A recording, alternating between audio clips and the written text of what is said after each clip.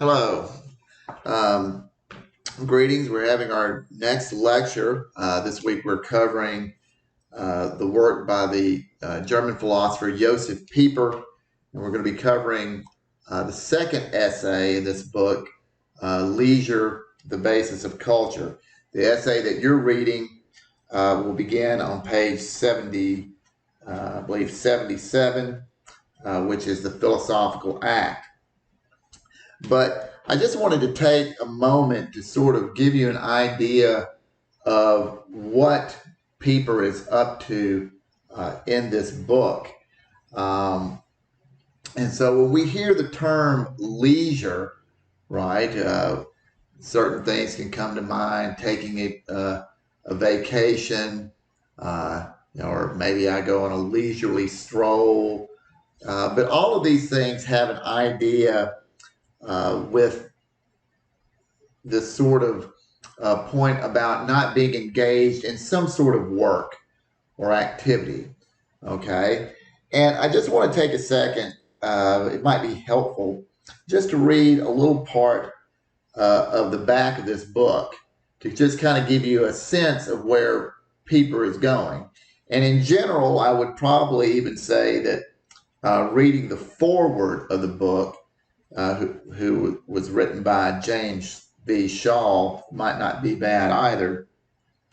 But it just says, in Leisure, the Basis of Culture, Pieper destroys common misconceptions about the idea of leisure and its relation to work. Leisure is not idleness, but an attitude of the mind and a condition of the soul that fosters receptivity both to physical and spiritual realities. The author points out that philosophy and authentic religion can be born only in leisure, a leisure that allows time for the contemplation of things, including the nature of God. Leisure has been and always will be the foundation for any culture. And so that's what we are going to be turning our mind to here. Obviously, Pieper is going to be a much different philosopher than Nietzsche, okay, but at least we're sort of bookending uh, different conceptions of ways of looking at the world. Again, you have to kind of come to this on your own. No one can kind of force you into it. But, ultimately, who has a better reading on reality? Would it be someone like Nietzsche, or is it someone like Pieper? Plato is probably closer to Pieper than Nietzsche, um, but all of these philosophers that we have read would talk about the importance of leisure. Even Nietzsche would. He might not think that it necessarily ends in understanding the nature of God, but he would certainly understand that there is a certain um, depth that is given to a human being when they take time out from the practicalities of life and just sort of reflect on sort of the deeper aspects of living and even sometimes the ambiguities and the mysteries that attend to our life. So, anyway, I'm just going to kind of break this up. Unfortunately, we're having to move kind of quickly, and I'm just going to be talking about chapters 1 and chapters 2 in the Philosophical Act. All of them, if I can impress upon you, maybe the opportunity to go back and read all of this, I think you would find it very worth your while, and you could probably end up learning a great deal from this wonderful book. But anyway, we're going to kind of turn and look at, just to start off, um, on page 77. And Pieper, this book is called The Philosophical Act. Now, you've been in a philosophy class, at least an online one. And so there are questions about what exactly is philosophy. Well, for Pieper, philosophy is not necessarily reading books. It's not necessarily writing papers and taking exams, okay? Although there is a place for that. But philosophy is sort of a receptivity to the world. and it's a mode of looking at the world in a certain way. You remember at the beginning of the course, I talked about that philosophy, kind of a little definition that I have, that philosophy is an art and an aim. And as an art in philosophy, we usually try to make distinctions among things and clarify and deepen sort of our understanding of things. But ultimately, the aim of philosophy is to understand the mystery and the order of reality.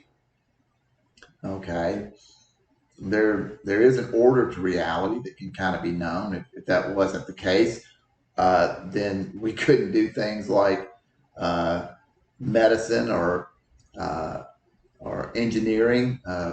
There are certain things in the world that have certain properties, and they can be known and studied. But then there's also a sort of a mystery to the world. And that kind of touches on those perennial questions that we had brought up earlier in the course. Who am I? Why am I here? How should I live? And Pieper, when we start asking questions like this, and I'm looking at the second paragraph there on page 77, right above this paragraph, he asks the question, well, what does philosophizing mean ultimately?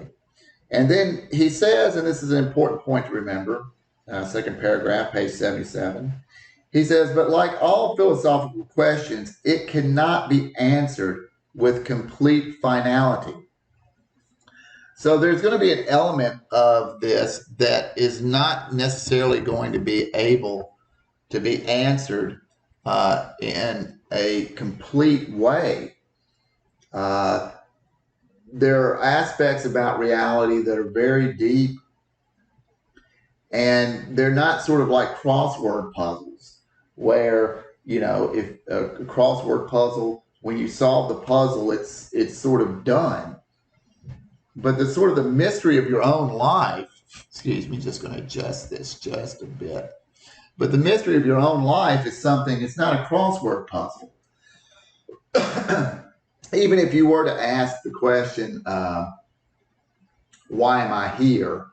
And suppose your answer was, well, I'm here to actually improve myself and to help make the world a better place. Well, then what does that really mean? And is there a point when that's ever done? Is there a point where there's no longer any improvement that would need to be made with yourself? Is there a point where the world cannot be further improved? And then even the deeper question is just how far can we go in improving the world and improving ourselves? Is there a limit to this at some point? So then he goes, and I'm just picking up where I left off. He says, the answer to philosophical questions cannot of their nature be what Parmenides called neatly rounded truths. They cannot be picked up and held in the hands like apples. The whole structure of philosophy and philosophizing is different. It is a structure conditioned by hope, on which point there will be something to say later. But then in this chapter, what he's going to do is he's just going to talk about kind of three little points at the bottom of this paragraph, or bottom of page 77. He's going to say, initially, if we're going to give a definition to philosophy, we would say that one is, if we're talking about the philosophical act, the act of philosophizing, Pieper says at the bottom of 77, is to act in such a way where one steps out of the workaday world. Okay. Well, then the question would be, what do we mean by the workaday world? And then finally, what is meant by going beyond that sphere of the workaday world? Okay. So the first point here is that to philosophize, as Pieper is talking about, is to step beyond the workaday world. Okay. That's kind of what philosophy is doing. And in that sense, it's kind of close to that idea of the aim of philosophy, to understand the order and mystery of reality. Well, the only way that I can do that, I don't have time to understand the order and mystery of reality uh, if I'm in the process of fixing a car or working on the line of a restaurant or something like that. I have a job to do. So this gets to our idea, which he's going to touch on page 78, is what do we mean by the workaday world? Well, it's, as the word says, it's probably pretty obvious, but we'll just say at the beginning of page 78, the workaday world is the world of work, the utilitarian world, the world of the useful, subjects to end or ends, open to achievement, and subdivided according to their functions. It is the world of supply and demand, of hunger and satiety. It is dominated by a single end, the satisfaction of the common need. Okay. And so basically, the world of work, or the workaday world, is just the everyday world that we kind of live in to a certain extent. And I want to make something very, very important and clear, and that you understand this, and I may say it a few more times. The one thing that you need to know, and what Pieper is saying here, he is not going to say that the world of work is evil and the world of philosophy is good. Okay?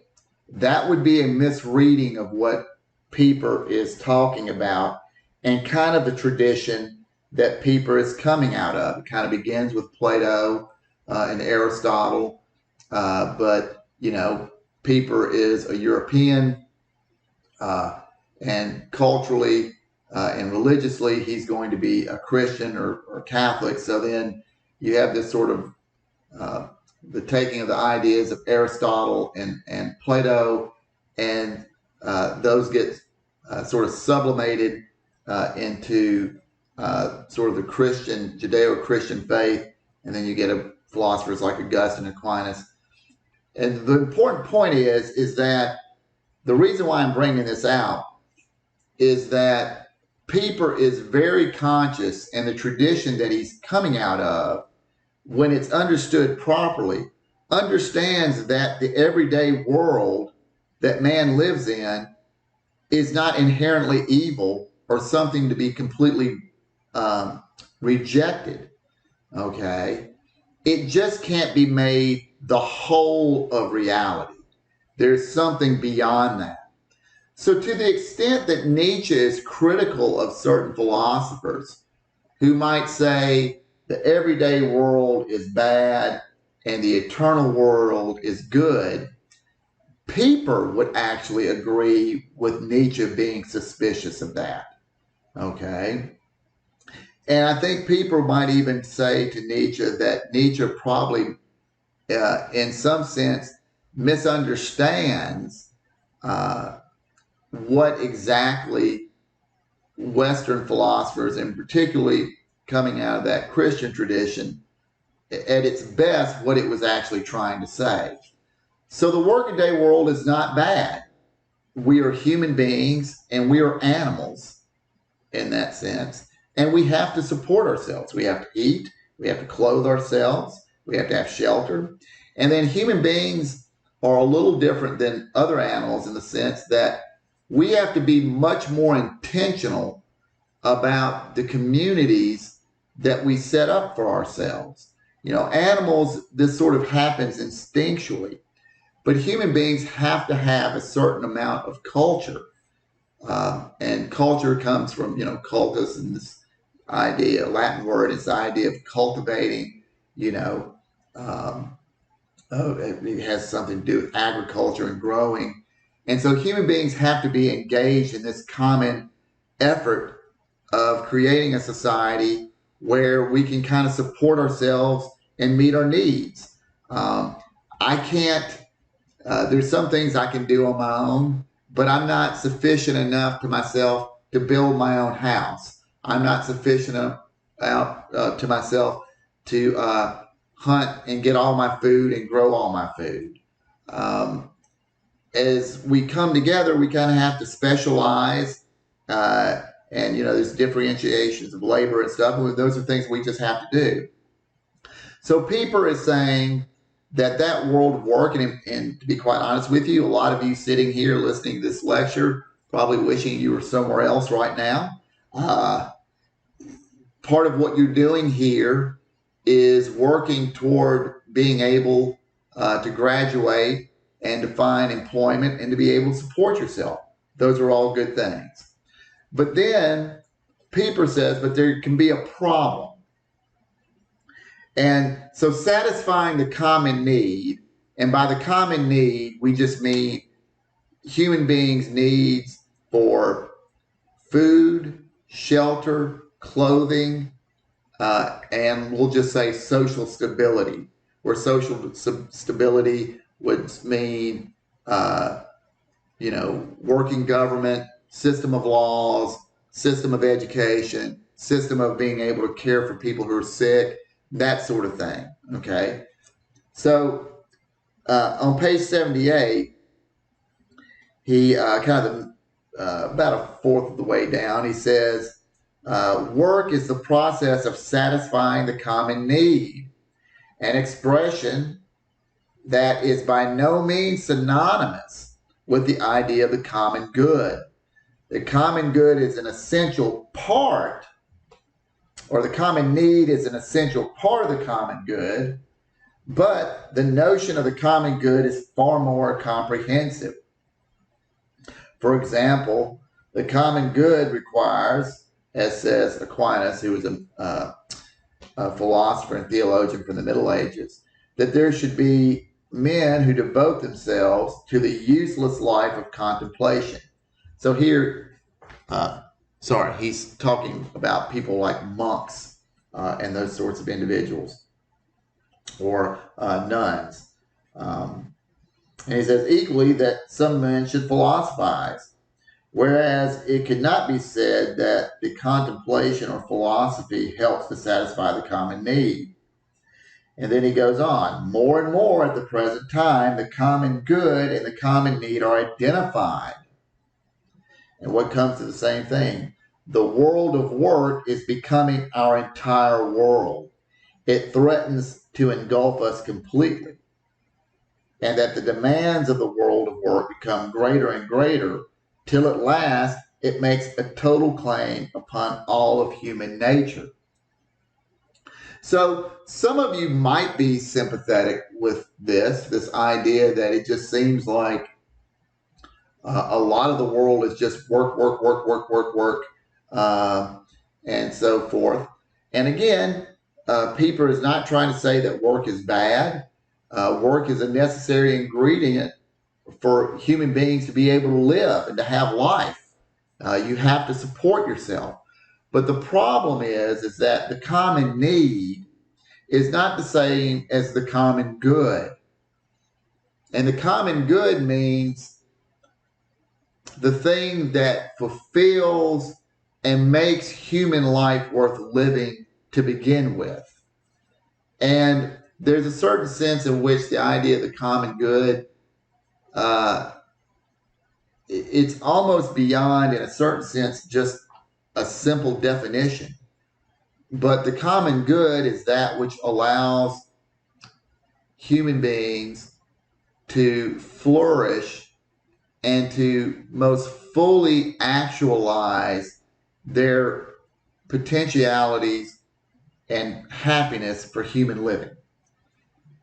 Work is a necessary ingredient. It's a necessary condition for human life, but it's not sufficient, because all of us, or I've been in situations where I'm working and I'm paying my bills and I'm taking care of myself, but I don't necessarily want to work all the time either. And so Pieper is saying that work is threatening to sort of engulf our whole attitude toward life. And usually, I mean, we can understand somebody who's a farmer, if you're familiar with that. And, you know, if you have animals, you have to get up every day and care for the animals, you know. And then if you grow crops, there's certain times of the year where you've got to, you know, plant. You got to go out there and make sure there are no pests. I mean, it's a 24/7 job. But even farmers, and in all ancient cultures, there would be times where there would be breaks from this sort of work where people would sort of, normally these would be sort of religious festivals or things like this, but there would be a break from the rhythm of that work to have a day where you just kind of focused on higher things. It might be a human person's relationship to the gods through his community or something like that. Okay.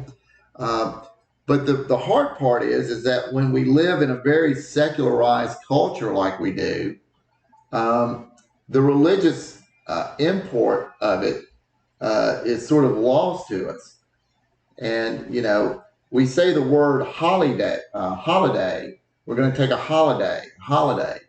Well, that's actually a word that goes back to Europe, where holiday really means holy day. So when you were taking a holiday, it was a holy day. It was a day that was not supposed to be meant for work. It was a day where you sort of focused on sort of the higher things of life. And usually that would be through maybe different, you know, your religious services or things like that. And so it's kind of hard for us to see how we can get back to this idea of what leisure and philosophy can do for us. So I'm going to go and I'm going to turn to page 80. And he's saying that, look, that philosophy, so if we've just talked about, you know, philosophy, according to Pieper, is the act of stepping beyond the workaday world. Okay, that's that act. And then, well, what do you mean by stepping beyond the workaday world? Well, we basically, or what is the workaday world? The workaday world is the world of satisfying the common need, okay, that human beings rightfully have, okay? And then he's going to talk about, well, what is meant by stepping beyond that sphere or that dome of the workaday world? And so I'm going to turn to page 80, and he's going to be sort of thinking about, all right, well, what does it mean to step beyond the workaday world? And he says on page 80, second paragraph, he says, try to imagine all of a sudden among the myriad voices in the factories and on the market square, that all of a sudden among those familiar voices and questions, another voice were raised asking, why, after all, should there be such a thing as being? Why not nothing? The age-old philosophical cry of wonder that Heidegger calls the basic metaphysical question. Is it really necessary to answer how incommensurable philosophical inquiry and the world of work are? Anyone who asks the question without warning in the company of people whose minds hinge on the necessities of material success would most likely be regarded as crazy. However, in extreme cases such as this, that the whole extent and the contrast comes to light. It is clear that the question, which is, you know, why is there something rather than nothing, or a philosophical question, transcends the workaday world and leads beyond it. So again, you know, if you were in a meeting at work or something and you were going over maybe the plans for the week, or maybe there was a new project or something, and someone raised a question, asked the question, or is there any questions? And you were to say, raise your hand and say, well, why are we here anyway? What's the point of all this? Well, in that context, people would think you were kind of off your rocker a little bit. But that, again, shows the difference between the philosophical question and practical questions. Now, if you think that's sort of goofy, all right, think about the context in which we're living right now. We're in the midst of a pandemic. We are increasingly a more sort of polarized society, at least probably all over the world, particularly in the West. We've had a lot of kind of social turmoil. And so the question of if someone's asking, should we raise taxes?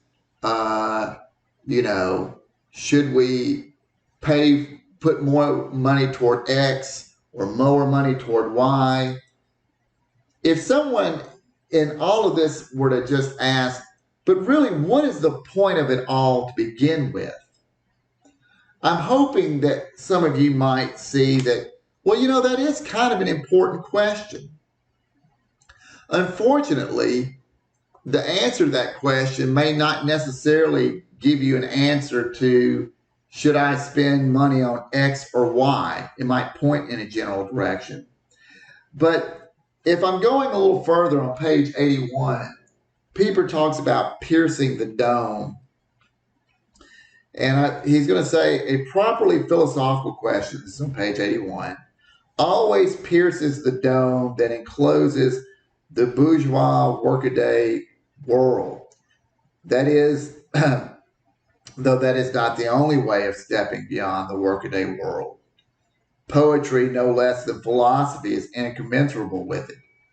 So, in other words, here's this little workaday world, and this is our world, and we have all of these needs, and these are good needs.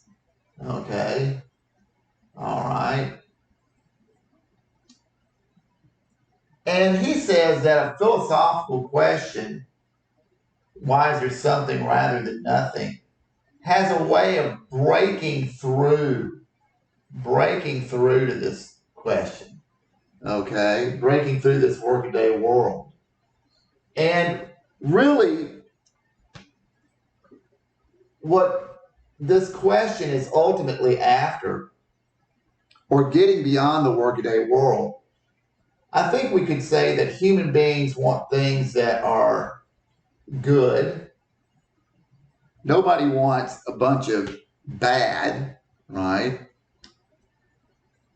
And then we at least, even if we don't know exactly what it is, we would probably want true things that are true. And then I think it would be safe to say that human beings are kind of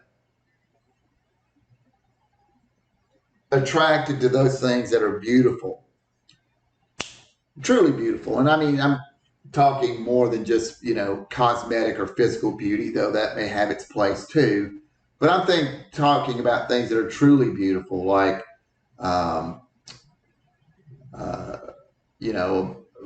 hacking out a beautiful sunset. That can be kind of arresting. But then even an act between two people, like an act of forgiveness, can be a beautiful act. Or seeing a mother care for her child, or maybe a dad kind of helping, a child with learning how to ride a bike or something like that. That's kind of a beautiful thing, even though it's kind of mundane, right? And so he's saying that philosophy has a way of helping us find that which is truly good, truly beautiful, and truly true. That's what we're kind of after, Pieper says, or we should be. And he says this piercing of the dome, we're all sort of, we've got all these little needs around us. And then every once in a while, we just kind of, something happens and we kind of take a break and we just start thinking about things in our lives a little bit. And so there are different ways of piercing the dome of the workaday world. One way, traditionally, in most all cultures through all of human history, one way to do that was through religion. Okay. And so, you know, you would have religious festivals. I mean, most cultures would have festivals, particularly if there were festivals or cultures that had agriculture. There might be festivals timed around the harvest. Okay, so you're thanking God or the gods for the good harvest, or there might be a festival that deals with, you know, the planning and the coming of the new year or something like that. And then another way of doing this is through prayer. Like, you know, I mean, most cultures, people have prayed and spoken to the gods, and so this is a way of sort of getting beyond the workaday world. But Pieper makes a point that this prayer can be greater than just, you know, the proverbial, oh God, please help me. I'm getting ready to take this exam. I need help. I mean, a lot of students are probably not unfamiliar with that particular prayer if they're sort of religious sorts, or maybe even not. But then there's also just prayers of just, people would say, of thanksgiving, of just being sort of thankful for what you have in your life, and sort of thanksgiving to the gods or the God. Art is a way of transcending this. I mean, somebody who makes a piece of music, and some of you out there listening to this may be sort of creative and artistically inclined. There is something, and maybe you might like to make a living doing your art or whatever, but there's something about the artistic activity, the inspiration for that is not necessarily an inspiration that's tied to wanting to make money. Okay. Now you could certainly do that. And I do what I do in art just so I make money. Pieper might at that point, and I would even say probably even Nietzsche might at that point question whether you were really even an artist. What is it that you're really trying to do? Are you trying to make art or are you trying to make money? Because those two things are not the same thing. Okay. Then there's obviously philosophy that we are engaged in that can break this dome of the workaday world. And then there are these things called the existential shocks. And for Pieper, the existential shocks are just events that happen in your life.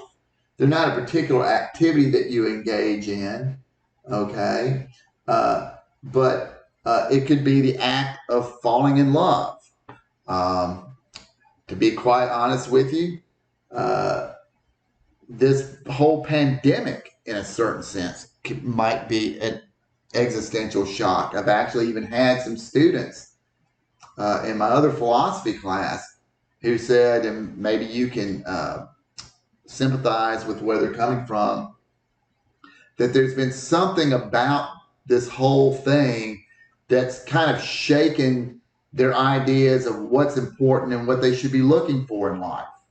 Okay. Now, the answer you get from that kind of depends, but that initial sort of being shaken out of your everyday world by some event that causes you to look at your life in a different sort of facet and maybe question some things. Like, you know, the pandemic, you know, there might be a lot of needs that we thought we had. And then when the pandemic came, it's like, oh, you know, there's some things I thought were real important and I really need, and actually I don't need. Well, guess what happened? That led you to philosophize a little bit. It led you to kind of look at life. And I know for me, just speaking of myself, this whole situation has made me much more aware of just the small, simple things that I did in my life before this thing happened that I just sort of took for granted. For instance, just being able to see you as a class face to face and interact with you. I miss that. And then even the boys' school that I teach at, that's my full-time kind of gig, I guess you would say. Um, my wife and my kids, we were yesterday at mass, and there was a hymn that was sung toward the end, and the hymn is called "All Creatures Great and Small." Some of you might know it, but when that hymn sings, that's usually a hymn that we sing a lot at the school that I teach at. We have a chaplain, and there'll be mass during the day. And I kind of got a little choked up, to be honest with you, because it had been a while since I'd heard that hymn, and we sing it a lot at the school. And it was sort of one of these things where, man, a lot of things in my life I just kind of took for granted, just to have the normalcy of being able to do that, go to school, go to work, and see my colleagues, and teach the boys and stuff, and have that opportunity to kind of take a break during the day to just kind of regroup and pray and sort of thing. Existential shock, and life does that to us, and then there's a certain sense in which we need those things to happen to us. And so, but Pieper says, now look, there's two things that can happen with regard to this. We can try to seal this dome up, and we can do it in one of two ways. Some people say that these things are kind of nice to do, but they're not really necessary, okay? And they're nice if you want to do it, but it really doesn't have any place really in society unless you're making money, unless it issues in money or some sort of power to accomplish something, then it's sort of useless. Well, then you can live in places in the world, and particularly you can see this in the former Soviet Union, in places that certain things like this that they were just denied outright, particularly the whole religion and the prayer part. The philosophy and art could kind of suffer a little bit, but still might be able to endure some. Okay? So you can live in a society where these things are just unimportant, and you just got to be about getting work done. That's bad. But the even worse would be to acknowledge the existence of these things, but then turn them into sort of shams where they end up actually serving the needs in the workaday world. So there are a lot of people who might treat their religion as a way of God exists for no other reason than to make me happy, comfortable, and he wants to bless me.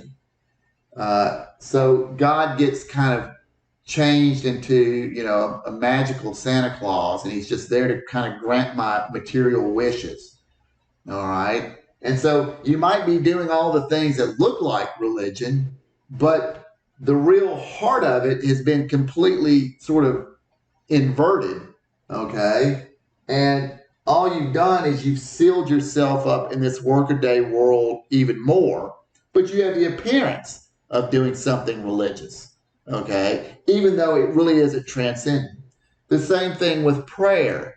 You can just make prayer all about asking for things, and that's all that prayer is. Or maybe it's a form of just meditation to help make me calmer so I can go back to work and work more productively. And there's nothing wrong with meditation in the sense of maybe, kind of calming yourself and kind of, taking stock of where you are and that sort of thing. But if the only reason why I do it is because it helps me in my work life, well, there's something wrong with that, people would say. Um, it's almost like I remember I worked for well, I've had a couple of employers who said this before, but I can remember one principal I worked for, and he was a nice man. He was a really good person. But before we left for Christmas vacation, he just sent out kind of just a little email to the staff, just wishing everybody a Merry Christmas, Happy Holidays, and what have you. But then toward the end of it, he says, and I hope you enjoy this time with your family so that when you come back, you'll be ready to hit the spring semester with everything you've got. Now, and it kind of struck me, and I don't think he would have meant it like this, but basically what he was saying is the time that I would spend and any of the staff members would have spent with the family was a means to help get me ready to work even harder when I come back in the spring. Well, my family is not a means for me to be more productive. In a certain sense, my family is an end. I mean, my wife, I love her, my children. Now, obviously, there's some work in raising your children. There's some practicalities. But I'm just not having my family just because they give me an opportunity to recharge my battery so then I can go out and work harder. All right. And so the same thing could happen with art. Art just becomes reduced to either we make songs, or we make sculptures, or we make movies or art just to make money, or maybe to make some statement about something. And it's not about opening up to the whole of what reality is. And then existential shocks. Sometimes people, you don't really want to think about your life and things are going, all of us want to. You just put the blinders on and keep your head down and keep moving. Okay. Well, Pieper says that's pretty bad. Okay. And philosophy is meant to open up. Okay. It's meant to open us up to the deeper aspects of the world. And I'm going to turn to page 90, and we're going to talk a little more about what it means to step outside this workaday world.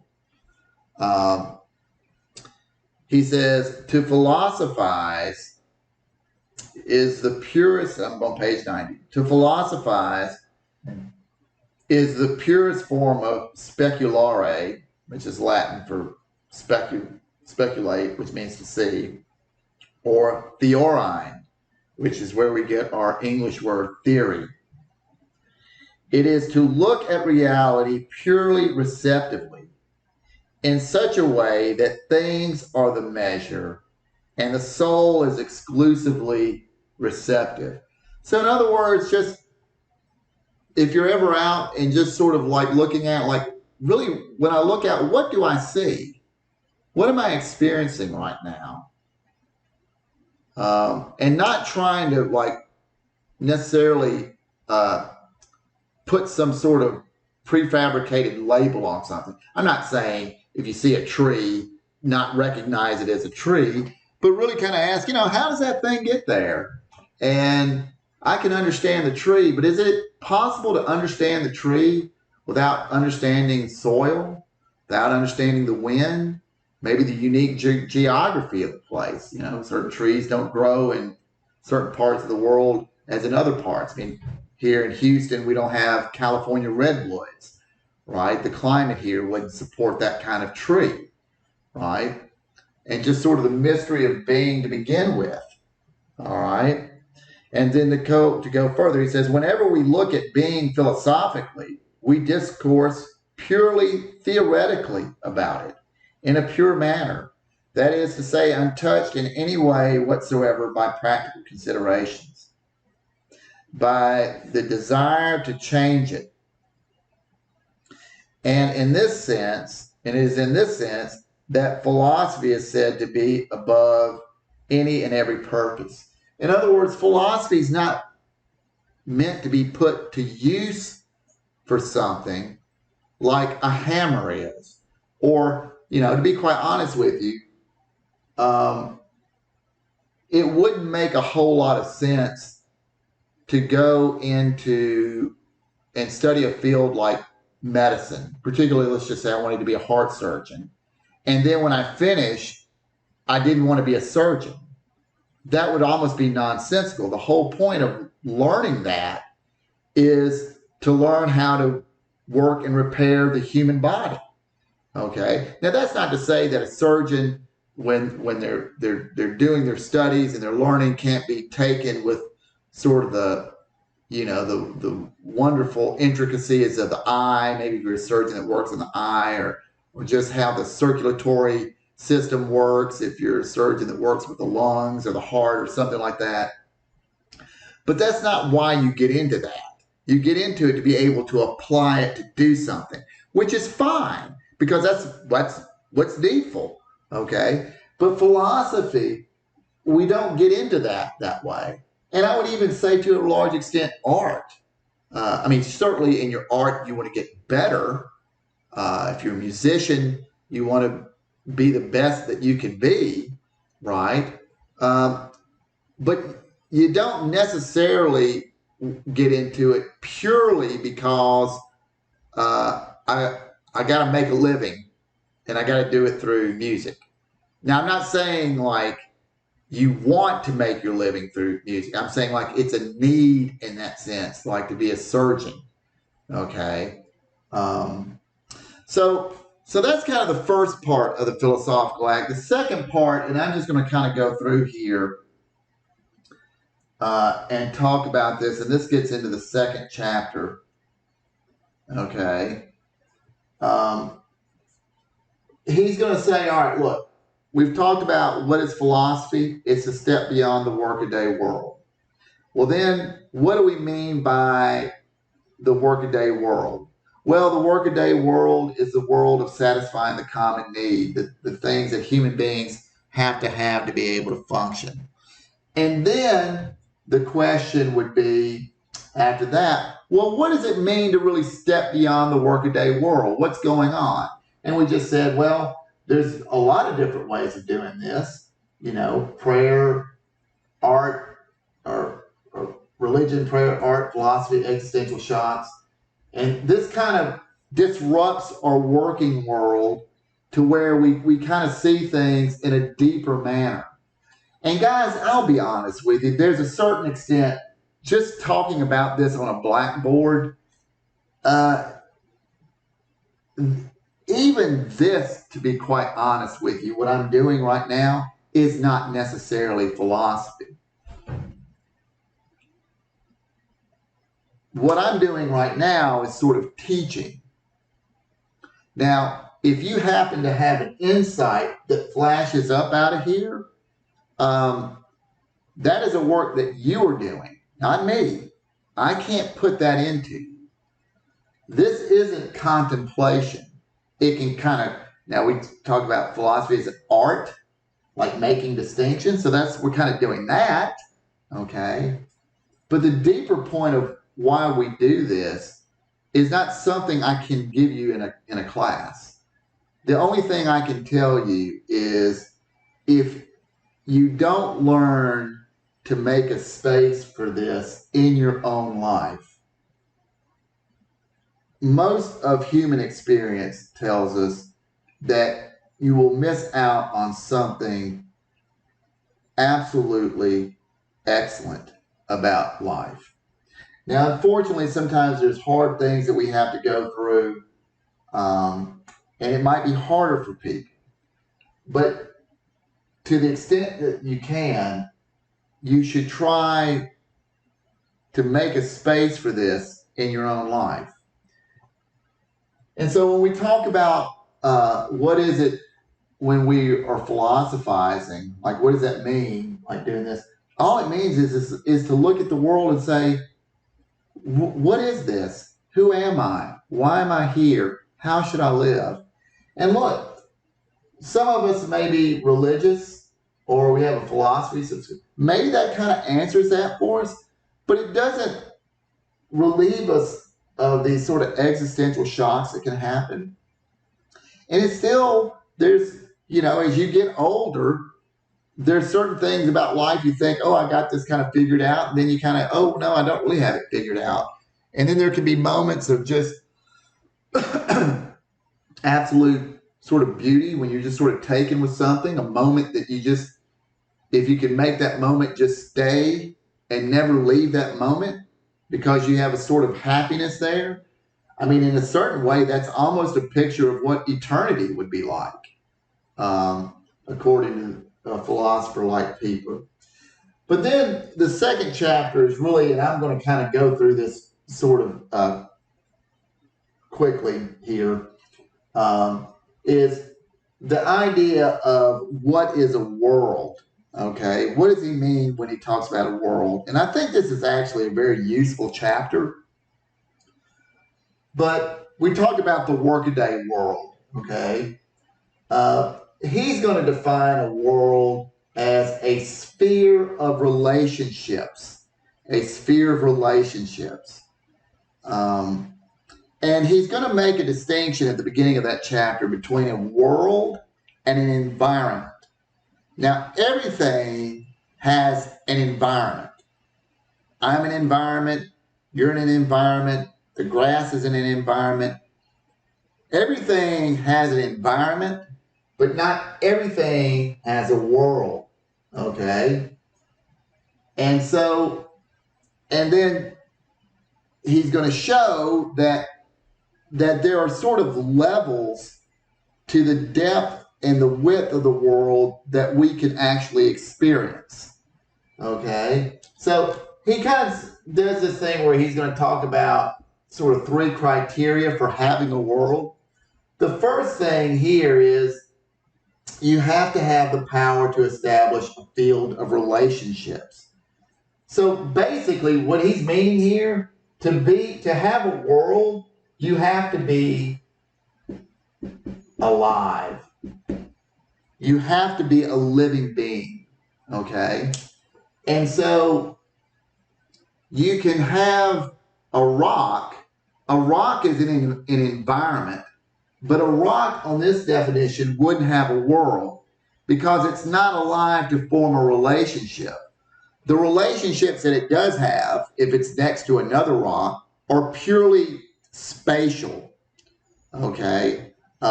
Or let's just say if there's heat put on the rock and the rock goes from, and pressure, it cools, it was magma, and then it cools, and at some point it becomes granite.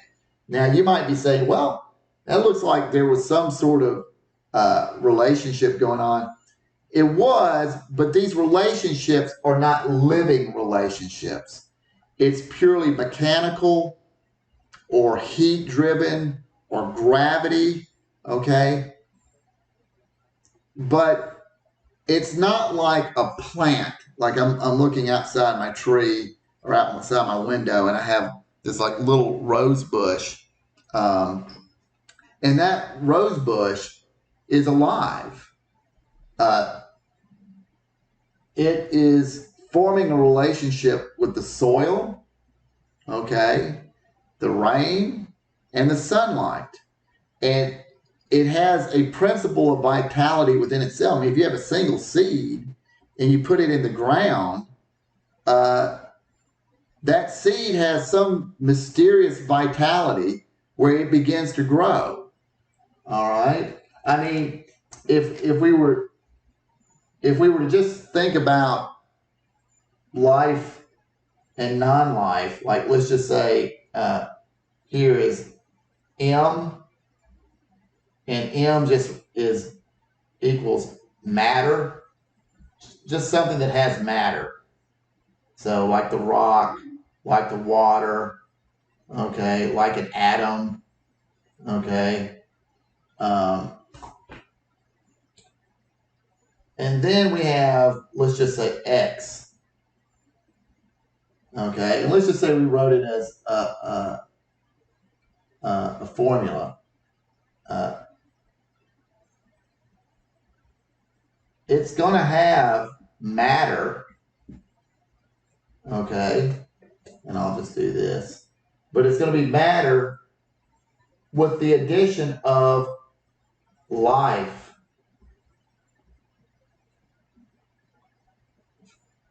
With the addition of life. Okay. And so X here would be life.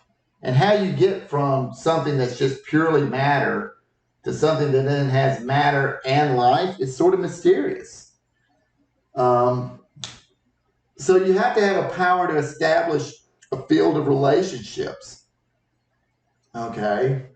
And so the rose bush out there is able to form relationships with things. But I'm able to form a relationship with things that the rose can't, because the rose really has no way to form a relationship with me other than, I guess, if I breathe on it. And I think plants sometimes take in the carbon dioxide and release oxygen or something. But for me, I can establish the relationship to the rose as one, planting it, tending it. I could even draw it. It could be an experience of art for me. Okay. So you have to have the power of establishing relationships. Okay. But then there's this idea that says the higher the being, the deeper and wider the world. So I got this little arrow here that just pointing up means higher. The higher the being, the wider and the deeper the world. And so all he's trying to say is, if I were to draw a little triangle here, and sometimes maybe you've seen this and maybe in science books, they'll have sort of like a taxonomy of animals and stuff. And usually they put humans up here and then down here, I don't know, I'll just put something. This is like a bunch of, maybe that's like plankton or something or whatever, just life. Okay, that's not great. It looks like a pizza or something. But anyway, but you kind of move up, right? Well, the higher the being, the deeper and wider the world. So in other words, that's where he uses the example of the crow. This idea that, he uses the example of the crow. And I think you can find that on he starts discussing it on page 96 and go through basically 97, I guess. But the idea is that the eye of the crow, you would think this biologist studied the eye structure of a crow, basically what it sees. You would think that if the crow was sitting here and I'm standing here, and we're both looking out, and let's just see there was a grasshopper. You would think that both of us, because we have eyes, we would necessarily see the same thing. And obviously, some of you know that that's not necessarily the case. Animals can be very different in their perception of the world based on the physiology of their eyes and their senses. Okay? So, for the grasshopper to the crow, unless the grasshopper moves, the crow will never see it. That's why a lot of animals, it says, maybe sometimes feign death or fake their own death, because if they're not in motion, they drop out of the field of vision of that animal of prey. So, but I can still see the crow, okay? And then, so literally, the crow and I can have the same spatial environment where we're both in the presence of a grasshopper, but literally the immobile grasshopper drops out of the crow's world. It can't establish a relationship with it. And then we're talking about the higher the order, the deeper the wider world. The only relationship that the crow can establish once he sees it with the grasshopper is just in a relationship of nutrition for food. That's the only relationship it can form. Whereas I could establish a relationship if I got hard up and I was, out in the wilderness and I had to eat. I could certainly eat the grasshopper. But the grasshopper can also I can form a relationship in it insofar as maybe it's a pest and I'm trying to keep it out of my garden, or it could be an object of study. I forgot the name of people who study insects, but it's under zoology, but I forgot what it is. But I could be someone who studied grasshoppers. Maybe I wanted to study the eyes of grasshoppers. Or I might be someone who's an artist. So I sketch a grasshopper. Or maybe I write a poem about a grasshopper. I can do that because of my ability as a human being to reason and reflect. And then two, because I am sort of called in a way to search for this good, this true, this beautiful for being itself. I just have a way of seeing the world in a deeper sense. Now, that doesn't mean that the animals might not have a keener sensory perception of certain things. Okay. Certainly there are animals that have greater degrees of eyesight, being able to see things that are far off or smell. But I don't know. The question is, would you take your dog's sense of smell and then lose out on the ability to be able to think about why am I here in the first place, right? John Stuart Mill, as an English philosopher, would say that's probably not a trade-off that many of us would want to do, even if particularly we had crummy days as a human being, get laid off, or maybe you get in an argument with girlfriend or boyfriend, or break up or whatever. Those can be kind of crummy experiences, but most of us, even though sometimes we might look at the crow flying out in the sky and like, oh, the crow's got it so easy, I wish it could be that. Most of us in our heart of hearts, we wouldn't want to be transformed that way, right? And then the last thing here is this whole thing about establishing the world. The greater the power of establishing relationships, that's the EST, establishing. The greater, little math symbol, the greater the power of establishing relationships, the greater the degree of inwardness. And by inwardness, I just mean sort of self-awareness, self-consciousness. Certainly, if we're looking at this little hierarchy here of just living things, okay, and let's just say at the bottom here, this is plants, okay. And then, here are all the other animals. And then at the very top here are humans. Okay, well, we are animals, but we're animals of a different sort.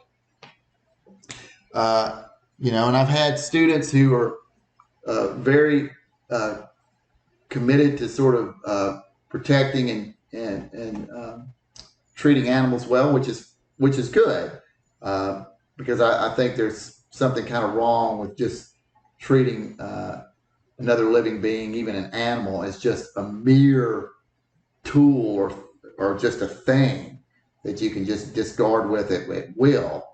I think there's something wrong with that. But nevertheless, my care for the animals is not necessarily reciprocated from the animals themselves, right? We don't have conservation methods. Bears don't try to do things to conserve human life, whereas humans do try to do that. And this isn't to say anything bad about animals, it's just a different way of being in the world. And the reason why we do that is we kind of have a greater degree of inwardness. We're able to look out at the world. The bear sort of just knows its environment. And certain animals are better able to adapt, right, to certain maybe climatic changes and maybe changes in maybe geography, they get moved or whatever.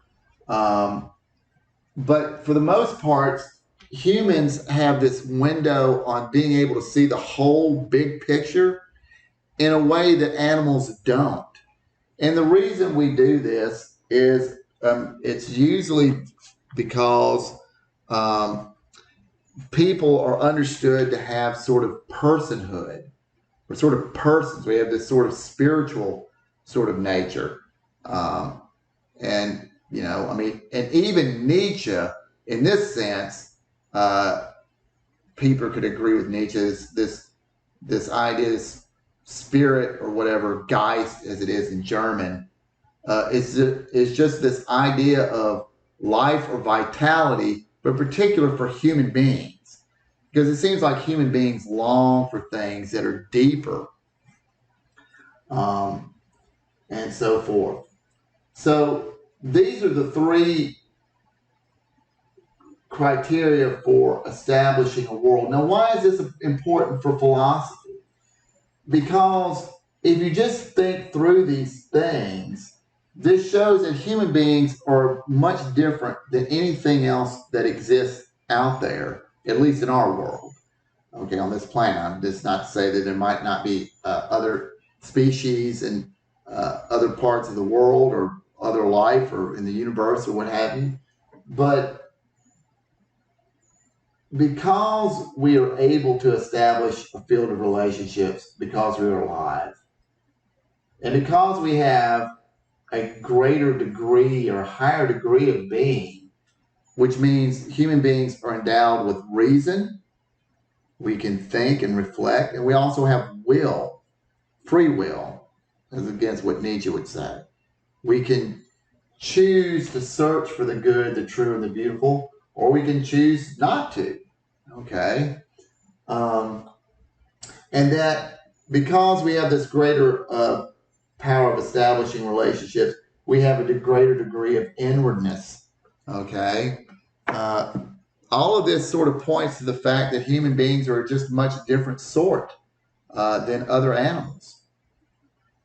And that human beings have a unique position in the world to think about it, to interact with other human beings, to try to maintain that which is good in the world, and to the extent that you can, to further it or to grow it, to the extent that we can, to mitigate the wrongs and the injustices that exist in the world.